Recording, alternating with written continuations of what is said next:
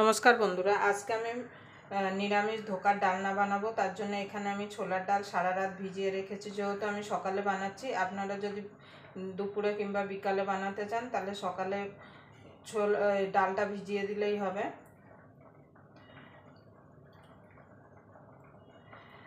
আমি কিভাবে এই ধোকার ডালনাটা বানাই তার জন্য আপনারা পুরো ভিডিওটা দেখবেন। আশা করি আপনাদের ভালো লাগবে। ভিডিওটা দেখে যদি আপনাদের ভালো লাগে তাহলে অবশ্যই একটা লাইক করবেন, শেয়ার করবেন, আর চ্যানেলটা অবশ্যই সাবস্ক্রাইবার করে নেবেন। আর পাশের বেল আইকনটি অবশ্যই বাজিয়ে দেবেন, আমি যখন কোনো নিত্য নতুন রেসিপি আপলোড করব সবার আগে পাওয়ার জন্য। তাহলে চলুন, ডালটাকে আমি প্রথমে মিক্সিতে দিয়ে পেস্ট করে নেব। তার জন্য এখানে একটা মিক্সির জার নিয়েছি, ডালগুলো দিয়ে দেবো। খুব বেশি কিন্তু জল দেওয়া যাবে না।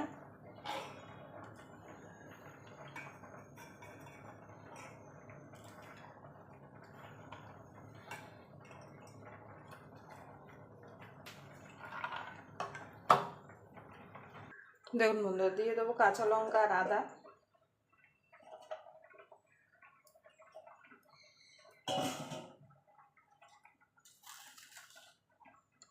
সামান্য একটু নুন দিয়ে দেবো, অল্প একটু জল, খুব বেশি জল দেওয়ার দরকার নেই। এবার আমি মিক্সিতে দিয়ে এটাকে পেস্ট করে নিয়ে আসব। খুব একদম মিহি করে ফেলবেন না, একটুখানি বেশ দানা দানা টাইপের থাকবে। দেখুন বন্ধু, ডালটা আমি পেস্ট করে নিয়ে চলে এসেছি।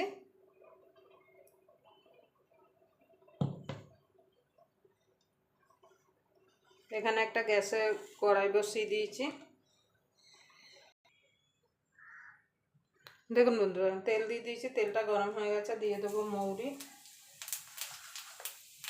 কালো জিরে,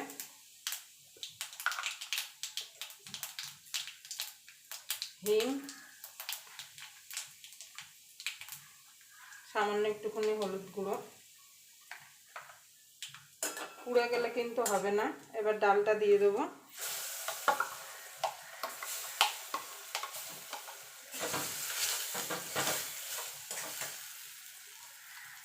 গ্যাসটা কিন্তু একদম লোতে রেখে দিতে হবে। মিক্সির জারটা ধুয়ে একটুখানি জল দিয়ে দেবো, খুব বেশি জল দেবো না।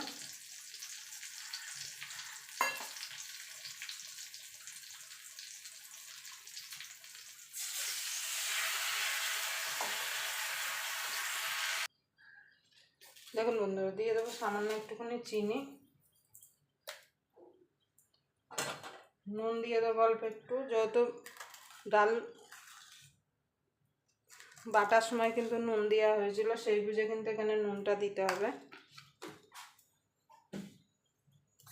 এবার ডালটাকে নাড়াচাড়া করে যতক্ষণ কড়াই থেকে ছেড়ে না আসে ততক্ষণ একে রান্না করে নেব।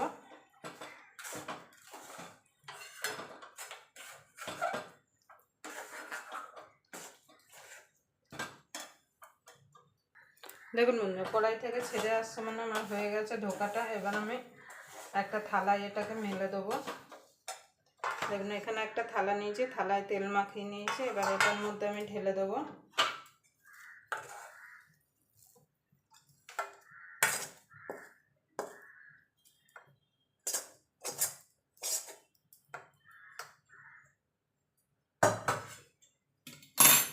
এবার আমি এটাকে ধোকার শেপ দিয়ে দেবো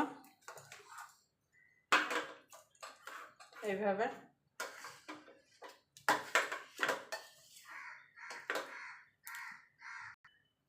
দেখুন বন্ধুরা, সুন্দরভাবে আমি সেট করে নিয়েছি। এবার এটাকে আমি 5 মিনিট মতো ছেড়ে দেবো এইভাবে, যাতে সুন্দরভাবে এটাকে সেটিং হয়ে যেতে পারে, তারপরে কাটবো। দেখুন বন্ধু, এবার কেটে নেবো। প্রথমে লম্বাই কাটবো, আপনারা আপনাদের পছন্দ মতো শেপ দিয়ে নেবেন।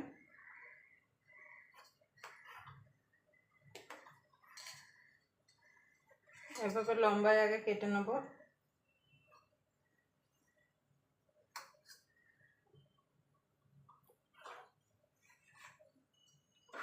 তারপরে এইভাবে কেটে নেব।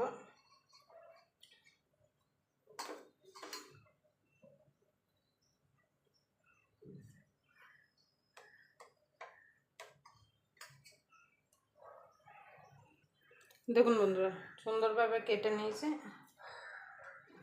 দেখুন দেখুন কত সুন্দর হয়েছে। এবার আমি এগুলো ভাজার জন্য গ্যাস ধরিয়ে কড়াই বসিয়ে দেবো। দেখুন বন্ধুরা, ধোকাগুলো ভাজার জন্য তেল দিয়ে দিয়েছি। আমি সাদা তেলে ভাজছি, আপনারা চাইলে সর্ষের তেলেও ভাজতে পারেন। এবার আমি ধোকাগুলো ছেড়ে দেবো। এপিট ওপিট করে লাল লাল করে ভেজে নেব। একসঙ্গে অনেক দেবেন না, তাহলে কিন্তু ভেঙে যেতে পারে। দেখুন বন্ধু, ধোকাটা ভাজা হতে হতে আমি একটা মশলা করে নেব। তার জন্য মিক্সি জারে নিয়ে নিয়েছি একটা টমেটো, আদা, কাঁচা লঙ্কা একসঙ্গে আমি পেস্ট করে নিয়ে আসব।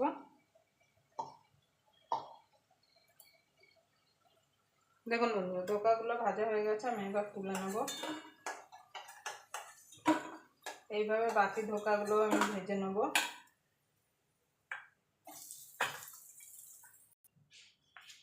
দেখুন বন্ধুরা, আমি এই তেলে বাকি রান্নাটা করব। আপনারা চাইলে সাদা তেল সরিয়ে দিয়ে সর্ষের তেলও করতে পারেন। এবার আলুটা দিয়ে দেবো। আলুটা লাল লাল করে ভেজে নেব। আপনারা কিন্তু আলু ছাড়াও করতে পারেন। বাঙালি তো আলু ছাড়া কোনো রান্নাই কিন্তু হয় না। দেখুন বন্ধু, আলুটা ভাজা ভাজা হয়ে গেছে। এবার আমি ফোড়নে দিয়ে দেবো একটা তেজপাতা, গোটা জিরে। আপনারা এখানে চাইলে গোটা গরম মশলা দিতে পারেন। তো ফোড়নটা একটুখানি ভাজা ভাজা করে নেব।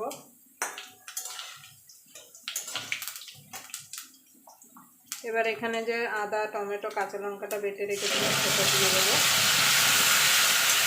মিক্সির জারটা দিয়ে সামান্য একটুখানি জল দিয়ে দেবো।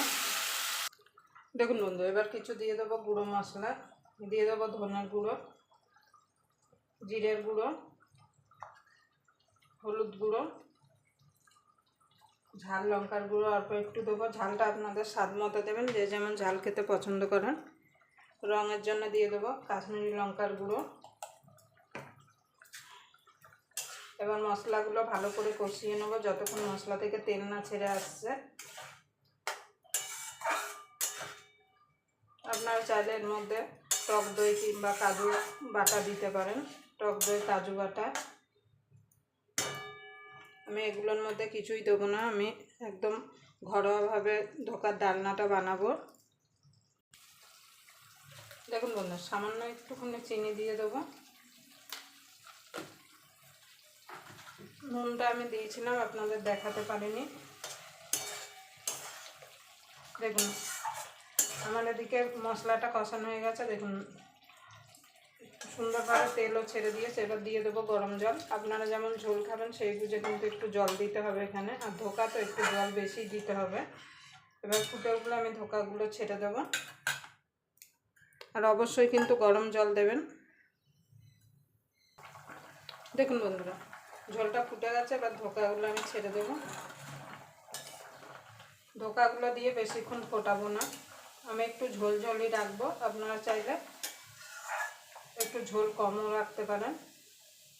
ধোকা দিয়ে মিনিট 3-4 ফুটিয়ে নিলেই হবে, কেন বেশি ফোটালে কিন্তু ধোকাগুলো ভেঙে যাবে। দেখুন নামানোর আগে দিয়ে দেবো গরম মশলা। আমি এখানে সানরাইজ গরম মশলা দিচ্ছি, আপনারা চাইলে গোটা গরম মশলা কিন্তু বেটেও দিতে পারেন। আর দিয়ে দেবো ঘি।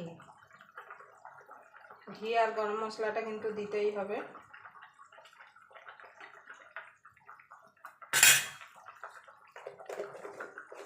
এবার আমি নামিয়ে দেবো। দেখুন বন্ধু, এবার আমি নামিয়ে দেবো। দেখুন একটা ধোকাও কিন্তু ভেঙে যায়নি, একদম সুন্দরভাবে গোটা আছে।